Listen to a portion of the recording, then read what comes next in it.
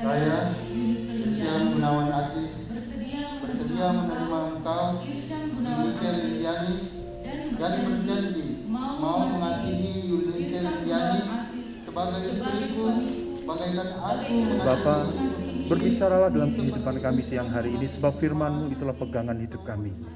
Ketika kami mengetahui firman Tuhan, maka kami tidak tersandung, kami tidak jatuh, namun kami akan tetap berdiri teguh di hadapan Tuhan, sebab firman-Mu menuntun kami. Berkatilah kami ya Tuhan, kami mau belajar kebenaran firman-Mu di dalam nama Tuhan Yesus Kristus. Haleluya. Amin. Saudara Irsyam Gunawan Asis, bersediakah engkau mengasihi istrimu Yunike Lindianti seperti Kristus mengasihi kamu? Ya, saya bersedia.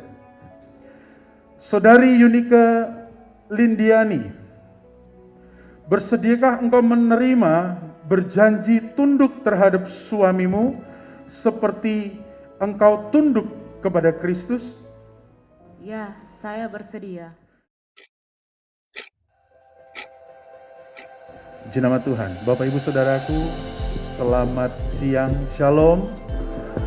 Tuhan pasti memberkati Bapak Ibu Saudara. Amin.